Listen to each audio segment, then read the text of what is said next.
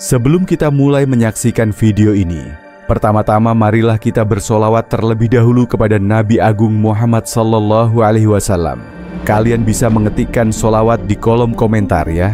Semoga dengan bersolawat, kita mendapatkan syafaatnya yang mulia di dunia dan akhirat, serta selalu dilimpahi rahmat dan keberkahan dari Allah Ta'ala. Amin. Minggu 14 Juni 2025. Pada pukul 1 dini hari, suasana di Israel seketika berubah menjadi mimpi buruk yang menakutkan. Radar pertahanan militer mendeteksi puluhan objek asing berkecepatan luar biasa melesat dari arah timur, rudal-rudal hipersonik Iran. Seketika sirene peringatan meraung di seluruh penjuru utara dan tengah negeri itu. Warga Israel yang tengah tidur terbangun dalam kepanikan. Beberapa bahkan tak sempat mengambil barang apapun sebelum berlari ke tempat perlindungan bawah tanah. Serangan ini bukanlah yang pertama, namun intensitasnya jauh berbeda. Iran menyebut ini sebagai gelombang kedua dari operasi balasan besar-besaran mereka yang mereka beri nama Operasi True Promise 3. Beberapa jam kemudian, tepat pukul 03.00 pagi waktu Israel, sebuah pernyataan resmi dari juru bicara militer Iran dirilis ke publik. Ini baru gelombang kedua, masih ada 8 gelombang berikutnya, dan tiap gelombang akan lebih besar, lebih cepat, dan lebih menghancurkan dari sebelumnya. Serangan kami belum dimulai, ini hanya peringatan. Pernyataan itu bukan hanya pesan militer, tapi juga serangan psikologis. Seluruh negeri menjadi tegang. Di media sosial, rakyat Israel mulai bertanya-tanya. Beberapa menyuarakan ketakutan, beberapa lainnya mengutuk pemerintah. Warga panik. Sebagian memilih meninggalkan kota dan melarikan diri ke arah selatan. Tapi semua tahu, tidak ada tempat yang benar-benar aman dari rudal hipersonik. Pukul 03.15, dentuman membelah kota. Serangan datang tak lama setelah pengumuman. Kota Haifa, Be'er-Sheva, dan perbatasan utara dihantam bertubi-tubi. Sistem pertahanan udara Iron Dome dan David Sling yang selama ini dibanggakan Israel tak mampu menangkal semuanya. Terlalu cepat, terlalu banyak, terlalu presisi. Di Tel Aviv, satu rudal berhasil melumpuhkan jaringan listrik di radius 8 km. Di Haifa, gudang senjata dan pabrik elektronik militer terbakar. Beberapa unit intelijen dilaporkan hancur, dan korban jiwa mulai berjatuhan. Jalanan berubah menjadi puing dan lautan asap. Tangisan, teriakan, dan jeritan minta tolong terekam dalam puluhan video amatir yang diunggah oleh warga ke media sosial. Pagi hari, pukul 10.00, gelombang ketiga dimulai. Sebelum rakyat sempat menarik napas panjang, gelombang ketiga dimulai. Jumlah rudal bertambah 2 kali lipat, disertai gelombang drone tempur dari Iran. Kali ini, target serangan bukan hanya instalasi militer, tapi juga fasilitas vital sipil, pembangkit listrik di Haifa, kawasan industri strategis di Ashkelon, dan bahkan kawasan elit di Yerusalem, tempat para pejabat tinggi tinggal. Salah satu rudal menghantam gedung 7 lantai yang diduga sebagai markas unit rahasia. Ledakan itu terekam oleh kamera warga dari kejauhan, menampilkan kilatan api dan asap tebal yang membumbung ke langit. Data internal menyebutkan 3 pabrik militer terbakar, sebuah pusat data keamanan siber lumpuh, lebih dari 200 rumah hancur, dan korban jiwa mencapai 170 orang. Namun, media resmi Israel hanya menyebut 12 korban meninggal. Aib yang ditutupi, kepanikan yang meningkat, yang membuat keadaan semakin memalukan bagi Israel bukan hanya skala kehancuran, tapi bagaimana mereka mencoba menutupi semuanya. Video-video amatir yang memperlihatkan warga menangis, tentara muda yang terlihat trauma, bahkan seorang reporter yang menangis saat siaran langsung setelah melihat kantornya hancur. Semuanya tiba-tiba menghilang dari media sosial. Akun-akun warga biasa yang menyuarakan ketakutan mereka langsung diblokir. Akses ke platform luar seperti Telegram, X, Twitter, dan TikTok mulai dibatasi secara regional. Salah satu video yang sempat viral sebelum dihapus memperlihatkan seorang wanita tua di pinggiran Tel Aviv menangis sambil berteriak, "Kalian bohong, katanya bunker aman, rudal itu tembus, anak saya meninggal di dalam sana." Dari sumber bocoran internal, pemerintah Israel menghubungi langsung petinggi platform-platform digital internasional. Mereka menuntut penghapusan konten yang dianggap merusak citra nasional. Media-media lokal diberi arahan khusus untuk menyebut serangan ini sebagai terkendali dan tidak signifikan. Namun publik dunia tidak sepenuhnya tertipu. Sebagian jurnalis independen dan netizen luar negeri berhasil menyelamatkan rekaman-rekaman penting, kemudian membagikannya kembali di forum-forum seperti Rumble, Odyssey, dan Telegram. Fakta mulai terbuka perlahan-lahan. Di dalam negeri, kepercayaan mulai runtuh.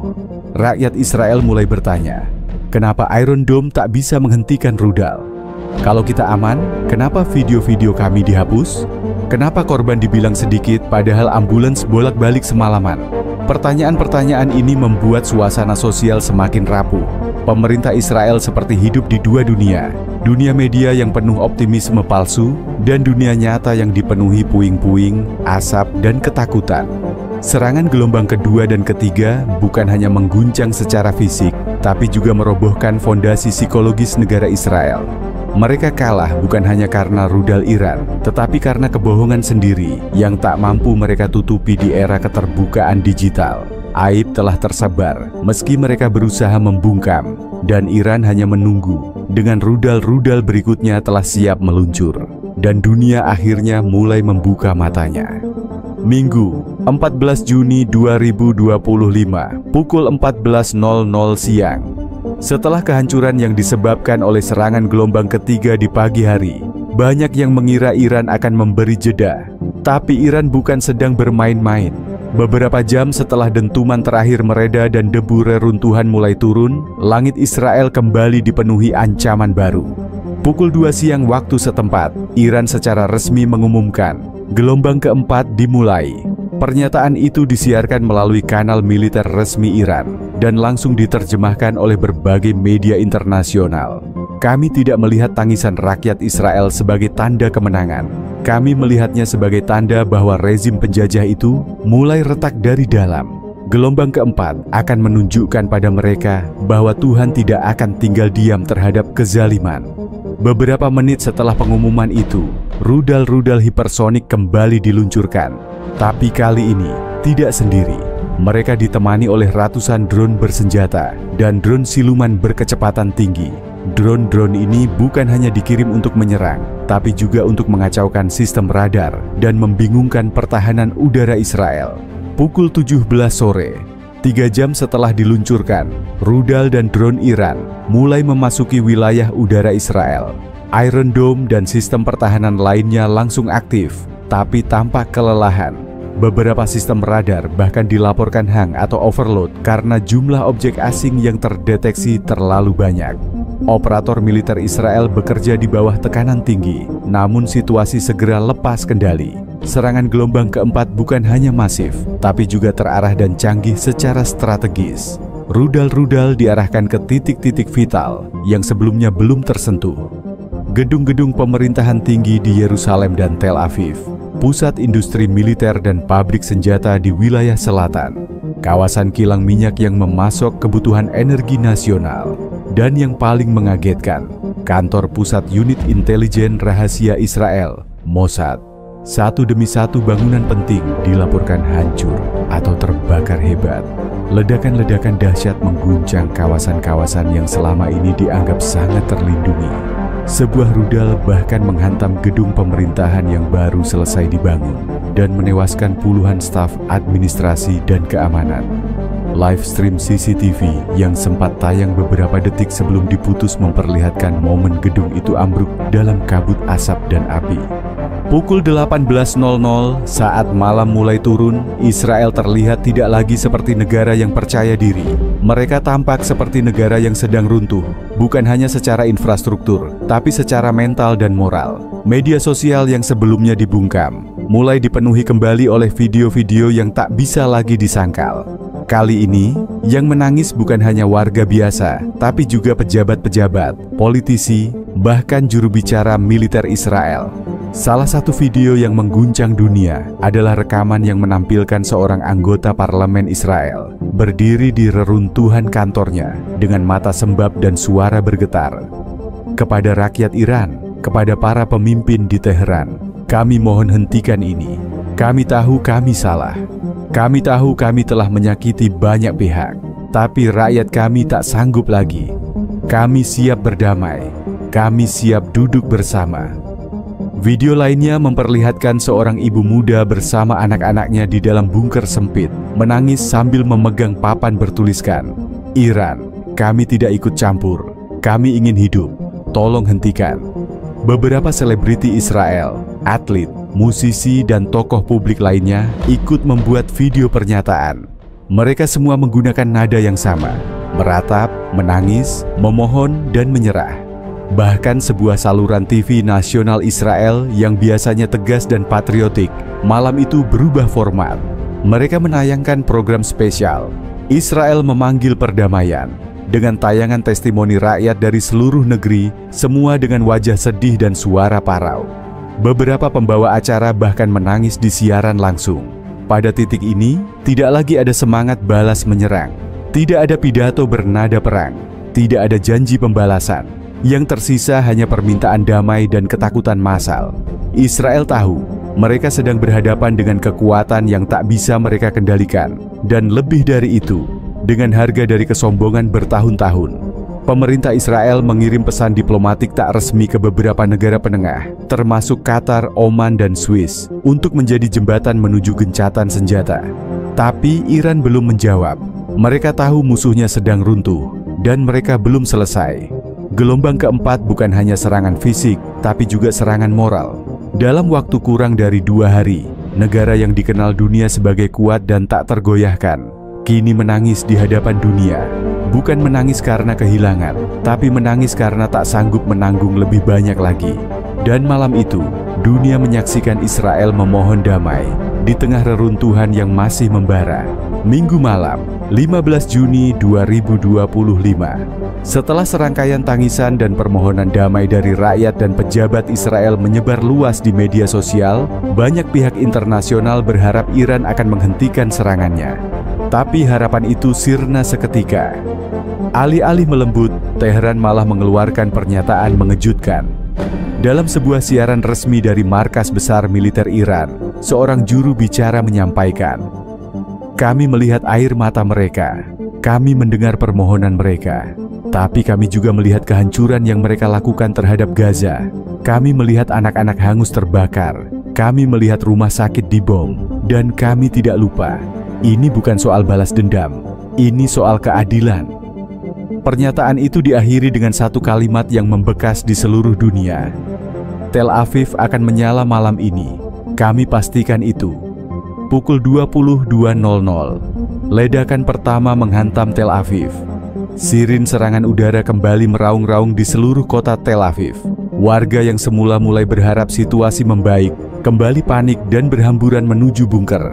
Tapi kali ini, semua terasa berbeda. Langit tak hanya dihiasi oleh cahaya rudal, tapi juga kilatan api dari drone-drone kamikaze yang mendahului gelombang utama rudal balistik. Rudal-rudal supersonik Iran yang dikenal dengan kecepatan dan presisinya mulai menghantam pusat-pusat utama Tel Aviv. Bahkan sebelum sistem pertahanan udara Israel sempat mengunci target, banyak rudal sudah lebih dulu menghantam sasaran. Sistem Iron Dome, David Sling, hingga Arrow 3 yang selama ini dibanggakan Israel sebagai tameng udara tercanggih di dunia, tidak berkutik. Radar-radar mereka dibanjiri oleh puluhan bahkan ratusan sinyal palsu dari drone siluman, membuat sistem pertahanan lumpuh sesaat yang justru cukup bagi rudal-rudal utama untuk lolos. Pukul 22.10, Tel Aviv terbakar. Dalam hitungan menit, beberapa titik vital di Tel Aviv berubah jadi lautan api. Gedung Kementerian Pertahanan luluh lantak, hanya menyisakan rangka baja hitam terbakar. Markas besar penyiaran nasional Israel hancur setelah dihantam drone kamikaze yang menembus jendela lantai tertinggi. Bandara Ben Gurion ditutup total setelah 2 rudal menghantam hanggar utama dan landasan pacu. Jaringan listrik dan komunikasi mulai terganggu. Beberapa wilayah Tel Aviv mengalami blackout total. Warga yang sebelumnya berlindung di bunker mulai menyadari bahkan tempat-tempat perlindungan itu tak lagi menjamin keselamatan. Salah satu video amatir menunjukkan sebuah bunker yang disebut anti ledakan dan anti nuklir runtuh karena terkena dampak gelombang kejut rudal supersonik. Belasan orang di dalamnya tewas seketika. Tangisan, teriakan, dan kepanikan merebak di seluruh kota. Mobil-mobil terbakar di jalanan. Ambulans tak cukup. Militer lumpuh. Polisi kewalahan. Semua terasa seperti adegan kiamat versi nyata. Tak hanya Tel Aviv, serangan lanjutan juga menghantam Haifa, Beersheva, dan sebagian area Yerusalem Barat. Semua kota besar mulai mengalami keruntuhan infrastruktur secara masif. Jembatan-jembatan utama ambruk, rumah sakit kehabisan daya, dan yang lebih mengerikan, gudang penyimpanan amunisi di pinggiran kota ikut meledak, menciptakan kobaran api yang tak terkendali. Para analis militer internasional yang sebelumnya membela kemampuan pertahanan Israel kini bungkam. Satelit cuaca merekam citra malam hari Israel sebagai daratan berwarna merah menyala, dipenuhi titik-titik api dan asap. Pada titik ini, rakyat Israel benar-benar berada di ujung keputusasaan. Mereka bukan lagi minta damai, mereka minta diselamatkan. Beberapa warga dilaporkan mencoba melarikan diri ke perbatasan Yordania dan Mesir, tapi ditolak masuk karena alasan keamanan nasional. Pemerintah Israel kehilangan kendali. Banyak menteri tak lagi berada di tempat kerja. Komunikasi darurat pusat lumpuh. Dan yang paling mengejutkan, tidak ada pidato dari Netanyahu malam itu. Dia menghilang dari publik. Serangan gelombang kelima telah menandai sebuah kenyataan pahit. Israel kini berada dalam posisi yang dulu hanya bisa dibayangkan oleh dunia sebagai negara yang mulai rata dengan tanah, sebagaimana yang mereka lakukan terhadap Gaza selama ini. Iran tidak menghentikan serangannya karena mereka tahu Israel sudah melewati batas moral terlalu lama. Dunia melihat dengan mata terbuka, meskipun media masih berusaha menutupi. Tapi kenyataan terlalu besar untuk dibungkam. Sebuah negara yang selama ini disebut tak terkalahkan, sedang tersungkur, berlumuran debu, darah, dan nyala api. Senin, 16 Juni 2025. Di tengah kepulan asap dan nyala api yang masih menggulung kota Tel Aviv, kabar mengejutkan muncul dari langit malam Israel. Jet pribadi yang dikabarkan membawa Perdana Menteri Benjamin Netanyahu lepas landas dari pangkalan udara Nevatim, dikawal 2 jet tempur siluman F-35I milik Angkatan Udara Israel. Dalam diam, pemimpin tertinggi Israel itu memilih jalan keluar dari negerinya sendiri, melarikan diri. Pesawat itu menuju arah barat daya, diyakini menuju pangkalan militer sekutu di Siprus atau Italia. Tak ada pidato pengunduran diri, tak ada permintaan maaf, hanya kepergian diam-diam di tengah malam, meninggalkan rakyatnya dalam kobaran neraka. Kabar pelarian ini cepat tersebar di media sosial dan aplikasi pesan. Ketakutan yang sudah mencekam berubah menjadi histeria massal. Jika pemimpin kami saja melarikan diri, lalu kepada siapa kami berharap? Seru seorang warga dalam sebuah video live yang viral sebelum akhirnya terputus karena sinyal komunikasi yang nyaris punah. Namun kepanikan itu bukan hanya soal pemimpin yang pergi. Di berbagai kota yang masih tersisa, warga yang berlindung di bunker-bunker bawah tanah mulai menyadari kebenaran pahit. Tempat-tempat yang dijanjikan sebagai benteng terakhir mereka ternyata hanya kubur massal yang tertunda. Beberapa bunker yang dibangun di era modern, bahkan yang diklaim tahan rudal nuklir, runtuh diterjang rudal balistik Iran. Bukan karena satu rudal saja, melainkan karena efek beruntun, gelombang kejut, tekanan udara, dan suhu ledakan yang menembus batas arsitektur sipil. Beton bertulang setebal 1 meter pun retak dan pecah seperti biskuit. Di dalamnya, ratusan orang terperangkap. Teriakan mereka tidak terdengar. Yang terdengar hanya dentuman di atas permukaan dan tangisan dari saudara-saudara mereka yang selamat. Media digital yang masih bisa mengudara di luar Israel memperlihatkan rekaman CCTV terakhir dari dalam salah satu bunker di Asdod.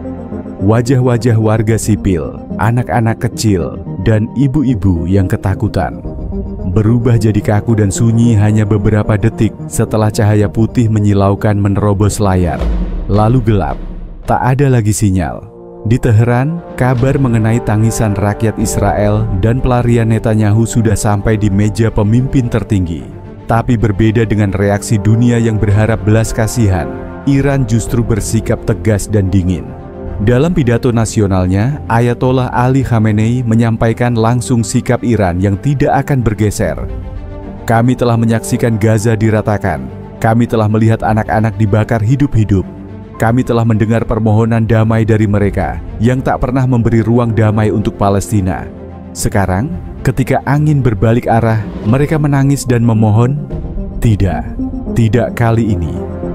Menteri Pertahanan Iran pun menegaskan bahwa operasi True Promise 3 akan berlanjut hingga Israel tidak lagi mampu berdiri, tidak lagi bisa mengangkat senjata, dan tidak lagi sanggup menyiksa manusia atas nama kekuasaan. Kami tidak menghentikan operasi ini karena sudah terlalu banyak yang mati tanpa keadilan. Kami teruskan serangan sampai suara rakyat Gaza yang terkubur hidup-hidup didengar oleh dunia, ujarnya di depan puluhan kamera media internasional. Tanpa jeda waktu yang panjang, militer Iran mulai mempersiapkan gelombang serangan ke-6. Kali ini bukan hanya rudal dan drone, tapi unit drone bawah tanah, drone pengacak sinyal, dan rudal hulu ledak penghancur EMP untuk melumpuhkan sisa-sisa infrastruktur digital Israel. Sinyal satelit Israel diputus, sistem navigasi sipil dibingungkan, komunikasi militer hancur, kegelapan digital pun menyelimuti seluruh negeri. Rakyat Israel kini hanya bisa bertahan seadanya. Rumah sakit mulai menolak pasien karena tak ada tenaga medis yang tersisa. Layanan listrik dan air bersih berhenti total di beberapa wilayah. Organisasi internasional seperti WHO dan Palang Merah bahkan tidak bisa masuk karena wilayah terlalu berbahaya untuk evakuasi. Dan di tengah semua ini, Netanyahu yang kabur pun belum muncul lagi di media. Kepergiannya menandai bahwa bahkan orang yang paling percaya pada kekuatan Israel pun sudah kehilangan harapan. Operasi True Promise 3 tidak lagi dianggap sebagai serangan militer biasa. Ia telah menjadi simbol dari puncak kemarahan yang dibentuk selama puluhan tahun penindasan. Israel kini bukan hanya porak-poranda, tetapi telah menjadi lambang kejatuhan arogansi kekuasaan. Iran tidak menyerang dengan kebencian, tapi dengan pesan, dunia harus tahu bagaimana rasanya menjadi Gaza. Dan dunia kini menyaksikan dengan mata kepala sendiri, sebuah negara yang dulu penuh kesombongan, kini tinggal puing-puing. Pukul 23 waktu setempat, langit malam Israel yang biasanya dipenuhi bintang atau cahaya lampu kota yang menyala terang, malam itu berubah menjadi panggung neraka terbuka.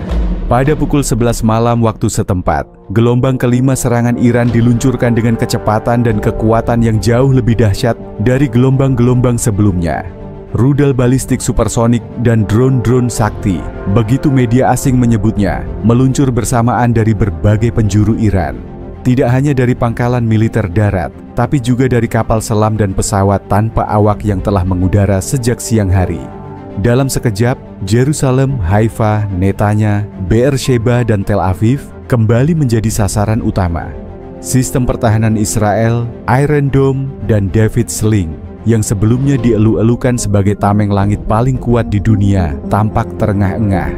Beberapa rudal berhasil dicegat, tapi jumlah dan kecepatan rudal Iran malam itu membuat sistem pertahanan Israel runtuh seperti rumah kartu. Di banyak titik, radar kewalahan membedakan antara rudal sungguhan dan umpan drone siluman yang dirancang khusus untuk mengacaukan sinyal dan membuat sistem Israel saling bertabrakan. Ledakan demi ledakan menghantam jantung kota. Jalanan retak, gedung-gedung tinggi runtuh. Kilatan cahaya dari ledakan rudal membakar langit, dan sirine terus-menerus meraung seperti suara kematian yang tak henti-henti. Warga Israel sudah tak bisa lagi menyebut tempat aman. Rumah hancur, bunker jebol, dan kini bahkan markas pemerintah pun dihantam. Di antara kerumunan yang panik, para pejabat tinggi Israel mulai mencari perlindungan di lokasi-lokasi rahasia yang belum tentu aman. Beberapa dari mereka memutuskan mengikuti jejak Netanyahu, melarikan diri ke luar negeri. Namun yang paling mencolok adalah gelombang pelarian dari jurnalis asing. Jurnalis-jurnalis Amerika Serikat, Inggris, Kanada, Prancis, dan Jepang serentak meninggalkan Israel malam itu. Mereka bukan hanya takut akan keselamatan diri sendiri, tetapi juga menyadari bahwa situasi telah kehilangan kendali. Kami datang untuk meliput perang, tapi ini bukan lagi perang. Ini pembumi hangusan, ujar seorang reporter CNN dalam siaran langsung terakhirnya dari Bandara Ben Gurion sebelum pesawatnya lepas landas. Ini adalah akhir dari sebuah negara modern yang dulunya paling kuat di kawasan. Sekarang, kami tidak tahu apakah kami akan pernah bisa kembali ke sini. Bandara-bandara penuh sesak. Pesawat militer sekutu yang sebelumnya membawa logistik kini dipakai untuk mengevakuasi warga sipil dan diplomat. Media asing ramai-ramai mengumumkan penghentian sementara operasi peliputan di Israel karena tingkat ancaman yang dinilai tidak lagi masuk akal. Tak hanya dunia luar yang mundur, media dalam negeri Israel pun lumpuh. Beberapa saluran televisi besar seperti Channel 12 dan I24 News gelap total. Kantor redaksi mereka hancur dan jurnalisnya tidak lagi bisa mengakses alat kerja karena sinyal dan listrik sudah padam. Satu-satunya suara yang tersisa hanyalah rekaman warga yang mengunggah video dari dalam reruntuhan bangunan dengan suara lirih dan mata penuh debu, menangis sambil memohon pertolongan dari dunia. Kami dulu percaya pada pertahanan, kami percaya pada teknologi, tapi malam ini kami tahu tidak ada yang bisa menyelamatkan kami, kata seorang perempuan tua dalam video berdurasi 18 detik yang diunggah di Twitter sebelum akunnya menghilang. Sementara itu di Iran, para pemimpin militer dan pejabat tinggi menyampaikan konferensi pers dengan tenang dan penuh percaya diri. Mereka menyatakan bahwa gelombang kelima hanyalah langkah antara, dan gelombang keenam akan menjadi jauh lebih parah. Serangan ini adalah hak moral dan strategis kami. Kami tidak menyerang warga sipil, tapi pemerintah dan infrastruktur militer yang telah digunakan untuk menindas rakyat Palestina selama puluhan tahun, ucap juru bicara militer Iran. Jangan kira ini akan selesai malam ini. Ini baru awal dari akhir. Israel kini menjadi negara yang digerogoti dari dalam dan dari luar. Warga tak punya tempat lari. Pemimpin melarikan diri. Pejabat tercerai-berai. Pers internasional meninggalkan Israel seperti kapal yang tenggelam. Dan dari segala arah, Iran terus datang membawa api dengan janji bahwa mereka tidak akan berhenti sampai tanah yang mereka sebut sebagai simbol penindasan itu benar-benar sunyi, rata dan tinggal kenangan. Selasa, 17 Juni 2025. Di tengah kehancuran yang semakin luas dan ketakutan yang makin merajalela, muncul satu pertanyaan besar di benak banyak orang di dunia luar. Mengapa berita-berita tentang kekalahan Israel, tentang jatuhnya rudal-rudal Iran yang membakar kota-kota Israel, begitu minim terdengar di media internasional? Jawabannya begitu pahit namun nyata. Karena dunia ini telah lama berada di bawah kendali narasi mereka yang berdiri di balik layar. Mereka yang punya kepentingan dan loyalitas kepada Israel. Media-media arus utama dunia, baik itu televisi, surat kabar, maupun platform digital besar seperti media sosial, dikuasai oleh kelompok yang pro-Israel. Mereka bukan hanya sekutu, tetapi juga penjaga wajah bersih dari negara yang kini sedang terbakar itu. Di banyak ruang redaksi media internasional, perintah datang dari atas. Saring berita dari Israel, fokuskan pada penderitaan warga sipil. Jangan soroti kelemahan militer mereka. Jangan sebut Iran menang. Para jurnalis idealis mengeluh, namun tak bisa berbuat banyak. Bahkan ada yang akhirnya keluar dari pekerjaannya karena tidak tahan harus menulis berita yang dipelintir, dibelokkan agar tampak bahwa Israel adalah korban utama. Kami diberi arahan, jangan tayangkan gambar bunker Israel yang jebol, jangan bahas soal Netanyahu yang kabur, jangan beri ruang bagi suara Iran. Semua harus satu nada. Israel tertekan, tapi tetap heroik. Tulis salah satu editor media besar AS dalam akun pribadinya, yang akhirnya ikut diblokir. Sementara itu, Iran sendiri memilih untuk menunda peluncuran gelombang serangan ke-6. Bukan karena ragu, tapi karena mereka sedang mengatur strategi agar serangan berikutnya bukan hanya menghantam fisik, tapi juga menghancurkan moral dan psikologi Israel secara menyeluruh. Dalam sebuah pernyataan resmi, juru bicara militer Iran mengatakan, "Kami melihat bagaimana mereka ketakutan, bukan hanya oleh ledakan, tetapi juga oleh bayang-bayang kebenaran. Mereka takut dunia tahu bahwa mereka telah kalah, bahwa pertahanan mereka rapuh, dan bahwa kejahatan mereka kini dibalas. Kami tidak terburu-buru. Waktu ada di pihak kami. Kebenaran juga. Iran tahu, rasa takut yang dipelihara di dalam diam jauh lebih menghancurkan daripada ledakan yang terang-terangan. Dan justru karena dunia tidak melihatnya, warga Israel semakin merasa sendirian dalam ketakutan mereka. Mereka tidak bisa menjerit, tidak bisa memohon bantuan dunia, karena narasi sudah dikunci dan dikendalikan. Namun sejarah selalu mencatat, dan meskipun media mencoba membungkam, ingatan digital dan saksi mata terus hidup. Video-video yang berhasil diselamatkan disebar melalui jaringan dark web dan forum-forum tertutup, menyebarkan kebenaran yang tidak bisa dibunuh. Di balik upaya sensor dan propaganda, dunia perlahan mulai mempertanyakan, jika Israel menang, mengapa mereka menyembunyikan begitu banyak hal? Jika mereka kuat, mengapa mereka takut pada satu video? Dan di titik inilah, dunia mulai membuka mata, meski terlambat, bahwa sebuah bangsa yang dibakar oleh balasan yang setimpal, ternyata jauh lebih rapuh dari yang selama ini dikira. Sebelum berpisah, kami ucapkan terima kasih banyak untuk para penonton yang baik hati karena telah menonton sampai akhir. Jika kalian menyukai video ini, mari bersama-sama mengucapkan Allahu Akbar dan Alhamdulillah sebagai ungkapan keagungan dan rasa syukur atas kekuasaan dan pertolongan nyata dari Allah. Kalian bisa mengetikkannya di kolom komentar ya. Tak lupa juga like video ini, disebarluaskan serta tinggalkan komentar kalian. Semoga Allah memberikan keberkahan rezeki dan umur kalian. Amin.